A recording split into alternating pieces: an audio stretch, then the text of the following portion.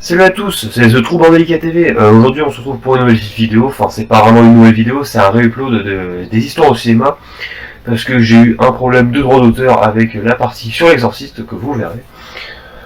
Du coup j'ai fait appel et ils n'ont pas pris en compte mon appel, alors du coup je compte faire un réupload, je compte pas rester comme ça les bras croisés. Je vais faire un réupload parce que c'est quand même la vidéo qui marche le mieux de ma chaîne. N'hésitez pas à vous abonner, mettre un pouce bleu, enfin bref, vous connaissez la petite chanson. Maintenant, je vous laisse avec votre vidéo. C'était Bordelica TV, bon visionnage.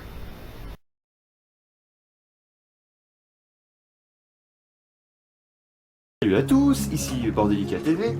Aujourd'hui on se retrouve pour une nouvelle vidéo pour parler de cinéma. Parce que tout le monde le sait, le cinéma, c'est trop la classe. Enfin bref, installez-vous bien confortablement, prenez-vous quelque chose à manger et à boire, mettez vos plus belles lunettes de soleil de 3D, car on va commencer avec les anecdotes au cinéma, c'est maintenant. Parlons de Star Wars. Ah, la guerre des étoiles. Sûrement l'un des meilleurs films que j'ai jamais pu voir. Qui m'a fait aimer le cinéma d'ailleurs. Si vous n'avez pas vu Star Wars comme les 99,9% de la population, foncez les voir. Bon, à part le 7 et 8 et 9 parce qu'ils sont pas terribles pour moi. Enfin bref, on va parler des sabres laser. Vous savez comment ils sont faits les sabres laser dans ce film? Eh ben, c'est un tube blanc qu'on a pris pour faire le laser, puis on a pris la pellicule, et on a redessiné par-dessus la couleur des lasers. Ouais, tout de suite ça brise le sabre, le mythe du sabre. Bah tiens, parlons de son réalisateur, George Lucas. Vous savez qu'il a manqué de réaliser Apocalypse Now? Ouais, parce que c'est son pote Francis Ford Coppola qui lui en a supplié. D'ailleurs, vu qu'on parle de Apocalypse Now, vous savez que sur cette scène, Martin Sheen défonce un miroir, vous savez qui s'est vraiment blessé la main? Ouais. Et mention à Harrison Ford ici présent. Harrison Ford qui est un futur Han Solo. Ouais. Et parlons d'un Marvel maintenant. Il s'agit de Doctor Strange. Ah, Doctor Strange. J'ai énormément aimé ce film quand je l'ai vu au cinéma, et franchement, c'était cool. Parlons de son acteur, soit Benedict Cumberbatch. Vous savez que pendant le tournage, pendant la pause déj, il est parti avec sa combinaison, avec sa tenue de Doctor Strange, pour aller s'acheter un comics de Doctor Strange. Ça se trouve que le vendeur lui a fait une réduction. Mais Monsieur Cumberbatch, chapeau. Maintenant, parlons d'un film de zombies, à savoir 28 jours plus tard. Ah, 28 jours plus tard. Sûrement le meilleur film des années 2000, de zombies. Ce qui est génial dans ce film, c'est que avant le zombie était un peu lent. Maintenant, il s'est mis à sprinter. Bon, ça c'est moins cool pour les gens qui sont dans le film. Mais enfin, bref. Parlons de la scène d'intro. Oui, ou celle où Thomas Shelby ou Cillian Murphy se retrouvent seuls dans Londres. Vous savez que la production a vraiment fait vider des rues juste pour cette scène? Ouais. Pour faire croire que le personnage était tout seul. Et d'ailleurs, ils ont même demandé de polluer l'environnement. Pour le film, je pense. Après, je dis ça, je dis rien. Enfin bref. Si vous n'avez pas vu 28 jours plus tard, je vous conseille de le voir. C'est un chef-d'œuvre. Parlons d'un autre film d'horreur. À savoir Vendredi 13. Ah, Vendredi 13. Franchement, le film qui m'a traumatisé d'aller en camping l'été. Bah tiens, vous savez que les décors sont réels? Du moins, je veux dire, le film a été tourné dans une vraie ville, à la campagne? Ouais, parce qu'on aurait pu faire les décors en studio, comme on faisait autrefois, ou sur fond vert, mais bon. On a décidé de faire des décors réels. Enfin, ils sont allés tourner le film à la campagne, et mention au camp Crystal Lake, qui existe dans la vraie vie d'ailleurs. Et parlons de la scène finale, où la Final Girl se fait attaquer par Jason. Ah non, pardon, Jackie. Merci la VF. Vous savez que la fin était censée être une blague de Tom Savini, celui qui a fait les effets spéciaux du film. Ouais, et c'est surtout le rêve de la Final Girl qui donnera suite à Vendredi 13, chapitre 2. D'ailleurs, la scène d'intro qu'on voit dans Vendredi 13, chapitre 2, soit le tueur du vendredi, elle a été tournée après le tournage du premier Vendredi 13. Sumière qui a joué Jason. Je pense que j'aurais jamais autant cité deux fois le mot Vendredi 13 dans une seule phrase. Vendredi 13. Continuons dans l'horreur avec un autre film déclencheur de la thalassophobie chez certains, il s'agit des dents de la mer. Ah, les dents de la mer, ou Jaws dans sa version américaine. Comment parler de ce film? Surtout qu'il a déclenché, comme chez certains, la thalassophobie.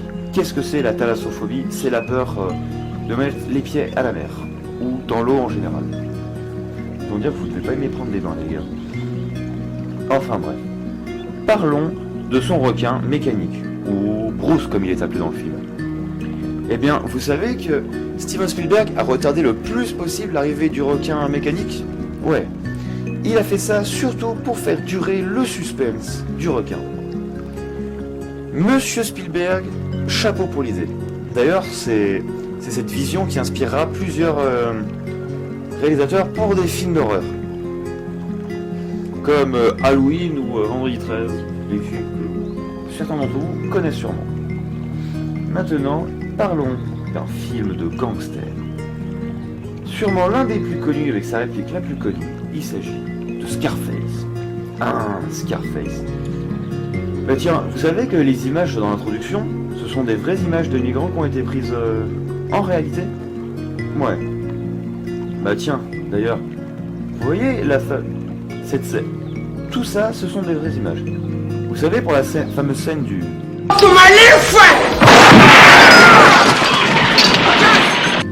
Vous savez que, vers cette scène-là, Al Pacino a dû arrêter le tournage parce qu'il s'est brûlé la main? Oui, pourquoi me diriez-vous? Parce que sa main était bloquée dans le canon du lance-grenade. Et il a dû aller à l'hôpital.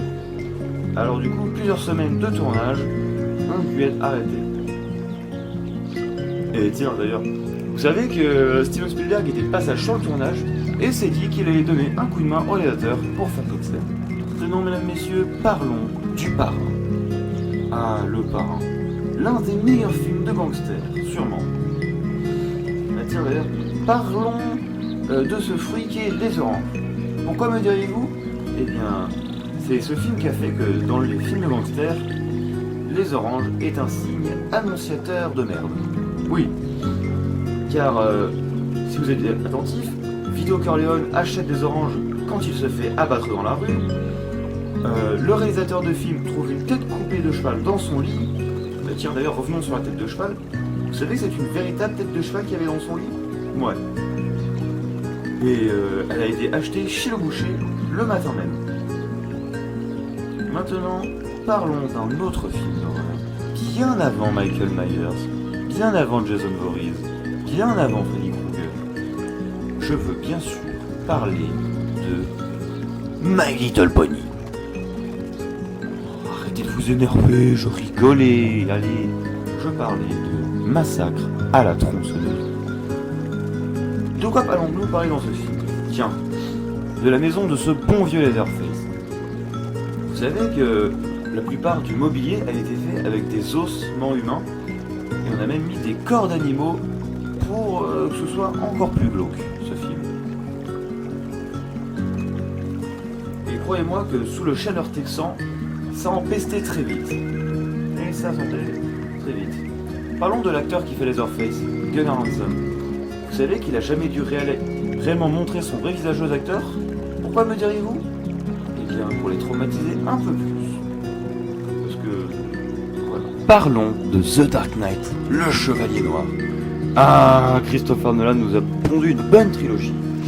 Maintenant, mesdames et messieurs, j'aimerais rendre hommage à son Joker, interprété par l'excellent et regretté Heath Ledger.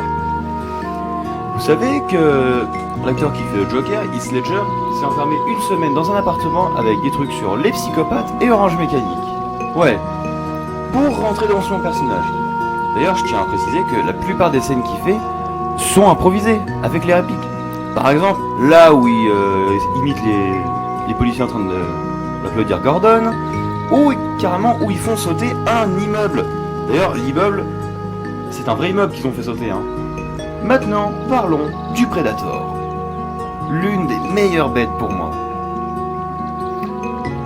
Ouais, bon, il y a l'alien, mais ça, c'est une autre histoire. Eh bien, comment dire, vous savez que le Predator a fait être joué par Jean-Claude Van Damme? Oui, oui. Et d'ailleurs, le Predator ne devait pas du tout ressembler à ça. Il devait être un alien orange. avec beaucoup moins de classe. Parce que le Predator à l'origine c'était ça. Et oui, Une gueule de porte-bonheur. vu que le Predator ressemble à ça, et bah à l'origine, on avait fait appel à Stan Winston, le mec des effets spéciaux qui a fait le Terminator de James Cameron, l'Alien de Ridley Scott, et les dinos de Jurassic Park. Et maintenant, c'est le Predator. Enfin bref, ce mec a tellement fait de trucs, je vous conseille de vous pencher sur ses travaux. Après, celui-là aurait fait un bon nanar, n'empêche. Hein. Maintenant, parlons de Batman, de Tim Burton. Bon, celui-là, c'est vrai qu'il était pas mal non plus. Mais enfin bref. Parlons du personnage de Vicky Vale. Vous savez qu'à l'origine, ça faillit être Michelle Pfeiffer qui jouait Vicky Vale, mais sauf qu'elle a joué Catwoman parce qu'elle avait pas vraiment voulu faire Vicky Vale car elle avait eu une mauvaise relation amoureuse avec Michael Keaton qui fait Batman. Et bah du coup, elle a pas voulu pourrir le film à cause de ça. Alors du coup, elle joue Catwoman. Et reconnaissez qu'elle est quand même classe en Catwoman. Enfin, parlons de Django de Tarantino. Sûrement l'un des meilleurs westerns que j'ai pu voir de 2012. Tiens, bah vous savez que dans cette scène, Leonardo DiCaprio se blesse vraiment la main? Ouais. Parce que il s'est vraiment blessé la main comme Martin Sheen dans Apocalypse Now. Coïncidence? Je ne pense pas, non. Parlons du film Léon avec Jean Reno, Gary Oldman et Nathalie Portman. Je reviens surtout sur le personnage de Nathalie Portman. Parce que les parents étaient d'accord pour qu'elle joue dans le film, mais c'était pas la violence du film qui les choquait, c'était que le personnage fume des cigarettes.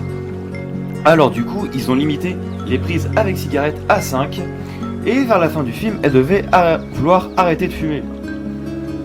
Et franchement, je vous conseille de vous jeter sur ce film tellement il est génial. C'est un classique à regarder. Foncez le voir si vous l'avez pas vu. J'ai toujours adoré ces petits moments de calme avant la tempête. Ça me rappelle Beethoven. Maintenant, d'un film de Stanley Kubrick. Pour moi, l'un de mes préférés. À savoir The Shining. Ah, The Shining. Sûrement l'un des meilleurs films de Stanley Kubrick avec Orange Mécanique, Full Metal Jacket et Eyes Wide Shut. Ouais. D'ailleurs, Stephen King déteste ce film. Parce que ça suit pas assez son livre en fait. Parlons de la scène où Jack Nicholson défonce des portes à la hache. Oui, parce qu'il y en a deux. Ben, vous savez qu'il y a dû avoir plusieurs portes pour faire cette scène. Ouais. Et maintenant, parlons de Union d'Enfer de Robert Rodriguez. Sûrement l'un des meilleurs films de Robert Rodriguez avec Machete et d'autres. Vous savez que l'acteur Chish Marine joue plusieurs rôles dans ce film? Déjà... Combien êtes-vous là-dedans? On est deux, monsieur l'agent. Lui, De la chatte, petit chaperon rouge.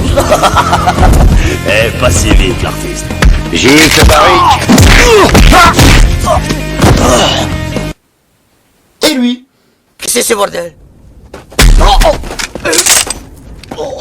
Là, tiens d'ailleurs, vous savez que Salma Hayek, dans cette scène où elle danse avec leur serpent, elle avait vraiment hésité à le faire avec le réalisateur Robert Rodriguez. Pourquoi me direz-vous? Parce que cette dernière n'était pas trop rassurée avec le serpent, mais elle a pris son courage à deux mains et a dansé avec le serpent, ce qui a donné l'une des meilleures scènes du film selon moi. Maintenant, parlons de Psychose. Je pense que ce film en a traumatisé beaucoup d'entre vous d'aller dans un hôtel. Ouais, il ne rien.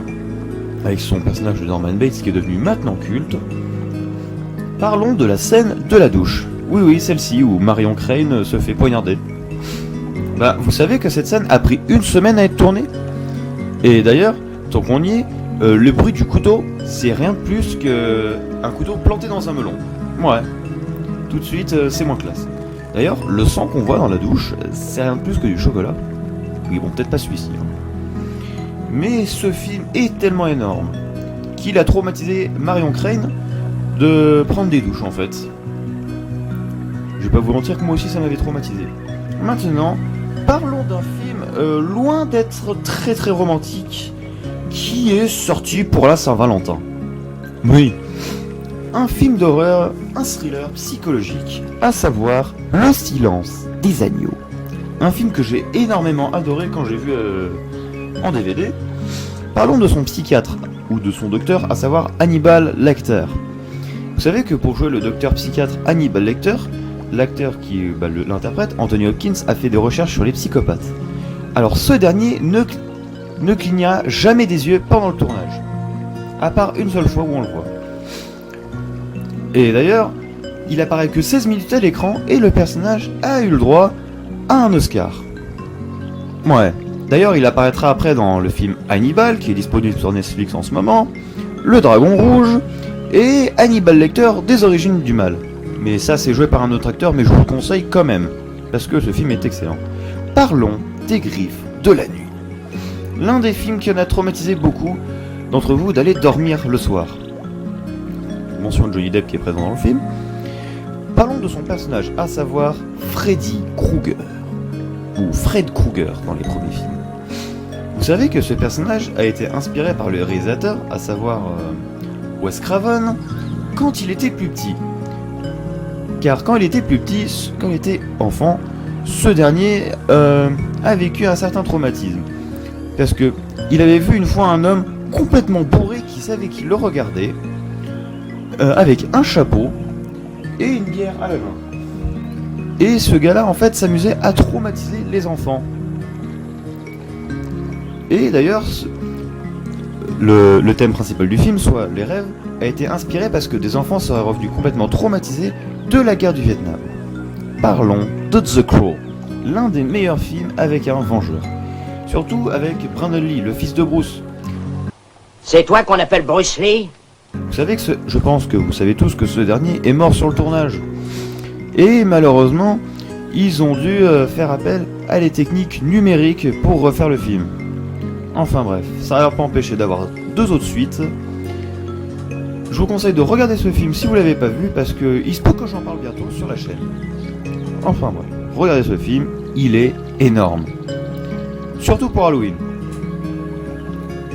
Parlons du film The Exorcist. Comment évoquer ce film? Bah tiens, c'est l'un de mes deuxièmes films préférés. Film d'horreur préféré surtout. Comment? De quoi allons-nous parler aujourd'hui? Eh bien, vous savez que sur le tournage du film, il y a eu des... D'ailleurs, ce film est inspiré du roman de William Peter Blatty, à savoir The Exorcist, qui est inspiré lui-même d'un fait réel, du cas d'exorcisme du petit Rolando. D'ailleurs, sur le tournage du film L'Exorciste, il y a eu plusieurs faits paranormaux. Alors on a dû faire appel à des prêtres, et ainsi que on a dû faire appel à l'église pour exorciser le tournage. Oui, c'est assez drôle. Non, c'est pas drôle, mais bon. D'ailleurs, plusieurs membres de l'équipe sont morts dans des mystérieuses coïncidences après.